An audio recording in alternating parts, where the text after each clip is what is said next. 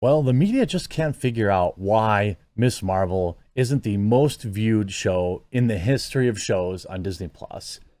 And, I want to point out that, I have kind of, I think, grown and changed a little bit in terms of kind of these obvious ploys by Disney and stuff like that. Like, I know why they made Miss Marvel. I know why they pushed it forward.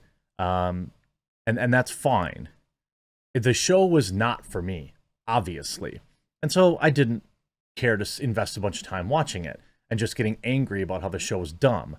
Now, if people liked it, people enjoy it, like, that's totally cool and fine. Like, I'm not trying to tell people not to see it, not to watch it, but I do think that Disney is more concerned with, the skin color and nationalities of people in their shows than making good shows. We saw this kind of play out, for example, with the CW and Batwoman, right? Oh my God, it just, it isn't enough that the main character, played by Ruby Rose, she was gay, but that's not enough. We have to, that's not why people aren't watching it. We need to make sure they're a BIPOC person and gay, and then that'll help.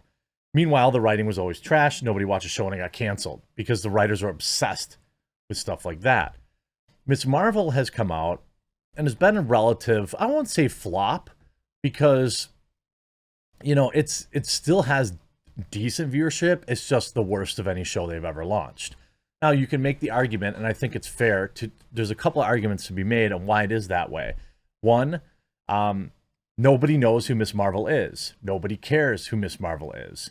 And they gave her own show like right away. I mean, there's like 300 people that have read the comic books, okay? But they get to say, oh, we have a Muslim superhero and it's so empowering. You should watch the show unless you're an Islamophobe. And so they push it out. What they should have done with Miss Marvel is brought her in as like a side character in other. This is what they should really do with anybody. Bring them in as a side character, get people introduce them, get people to like them, then give them their own standalone. But Disney is so thirsty for content. Remember, Disney does not make cinema or movies anymore. They produce content. Content is meant for one thing, that is consuming. The shows that Disney Plus makes now are not meant to be memorable. They're meant to be time consuming. They're meant to be consumed and forgotten so that you can get on to the next thing to consume and forget. That's why, it's like, even The Mandalorian, obviously after the Gina Carano stuff, it was, hard for me to care about it. But like, even that show seemed to kind of level off, at least in my opinion. Did have a strong finish with the Luke Skywalker thing. I thought that was pretty cool.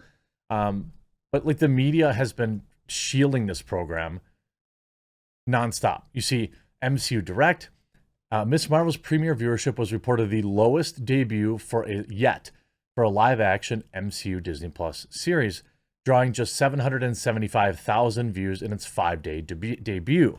For comparison, WandaVision had 1.6 million, and Hawkeye had 1.5, so about half. About half of what...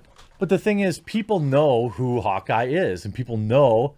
Although Wanda, like, she's had appearances, but she's like a more popular comic book character. She's also been in several Marvel movies before the show. So this is why people, again, wanted to watch it. Miss Marvel gets lackluster audience. Samba TV reported that Iman Vellani's Miss Marvel did not perform well with regard to the number of viewers watching across the United States. In its report, the service revealed how only 775,000 households watched the premiere episode within 5 days. And we know that usually that number goes down, right? To date, that makes the new coming-of-age story one of the worst performing MCU debuts on Disney+. The only series potentially behind What If, though that project still has premiere data for the first day. For comparison, here's 5-day viewership for Marvel Studios shows. WandaVision, 1.6 million. Falcon and Winter Soldier, 1.8 million. Loki, which this is actually a surprise hit, I thought, 2.5 million. Hawkeye, 1.5 million. And Moon Knight, 1.8 million. Now, a lot of people pointed out that, Miss Marvel is a new character and not a lot of people know her and making excuses. But Moon Knight was too. And it was more than double Miss Marvel. One of the biggest factors going against Ms. Marvel was that none of Marvel's other outings had to deal with competition. Currently, Star Wars series Obi-Wan Kenobi has its installments premiering on the same day and time. So not only does it have competition, but it's going against Ewan McGregor's fan favorite character, who's debuted with 2.14 million viewers during the same window of time. The game was rigged from the start. Are we making excuses? If you're including the same day, right, the launch day plus 5 days, then people have had plenty of time to go watch that show. I don't buy that as an excuse. If you want to talk about, you know, watching the premiere episode in its time slot, then I think it's an argument. But people have had a week to watch it. So I don't necessarily buy that. Despite these numbers, it's important not to correlate the audience size with quality. They're not mutually exclusive. Many have declared Ms. Marvel to be one of their favorite MCU series to date, despite the immature review brigading taking place and low-scoring performance. Seeing the upcoming Andor and She-Hulk will both overlap. As well, these low numberings could become the norm. It's like they're pre-shilling. Like, oh, it's bad viewership, but it's, you know, there are reasons for that. And then, like, those reasons are gonna continue. Now, I don't think, you know, very judgy whomever penned this. Maybe people thought Marvel hadn't put much of an effort in, so they decided not to. I mean, the thing is, like, all you needed to say was, quote, I make excuses for everything, and you would have saved yourself plenty of time and effort. Like, has anyone considered the possibility this audience isn't for everyone in an attempt to pull in a wider audience? Yeah, I mean, the thing is, like, this show is for millennials, right? I would imagine. Millennials and, I'm sorry, Gen Zers, not millennials. Gen Zers. This show isn't for the people that grew up on Marvel, who are in their 30s and 40s and 50s, Marvel Television Entertainment. This is for a different audience. And just because, you know, it has bad viewership doesn't necessarily mean it's a bad show. It could be for a more niche audience. I don't think, though, that Marvel and Disney ever target niche audiences. I think they want all of them. You can see I did boycott, but because I'm tired of seeing it be inaccurate to the comments. Why did your article omit how it was a success with different demographics? Big picture, this is her introduction, and she will be in the Marvels. And if intrigued, people can circle back, yet it is omitted that, yes, you were fair in many ways. Yeah, I mean, you see, while less than other MCU series, it was a hit with Gen Z. Viewers aged 20 to 24 watched it at the highest rate of any MCU show. And it drew more diverse audience with Black, Hispanic, and Asian houses tuning in at a higher rate. So, you know, if that's really what Disney wants, if they're okay with a smaller audience that caters directly to them, more power to them. I don't believe that's the case, though. I don't believe that Disney, you know, the corporation whose stock continues to tumble, you know, if we take a look at it, I haven't checked at it in a little while. You see, why was Ms. Marvel viewership so much like Paul Tassi? Are we really making excuses? And like here, Ms. Marvel is a brand. Let me just destroy this entire argument, right? Ms. Marvel is brand new hero. So was Moon Knight. Almost all these other shows were based on existing high-profile characters. Ms. Marvel has no supporting backup like Captain Marvel herself. Not yet, anyways.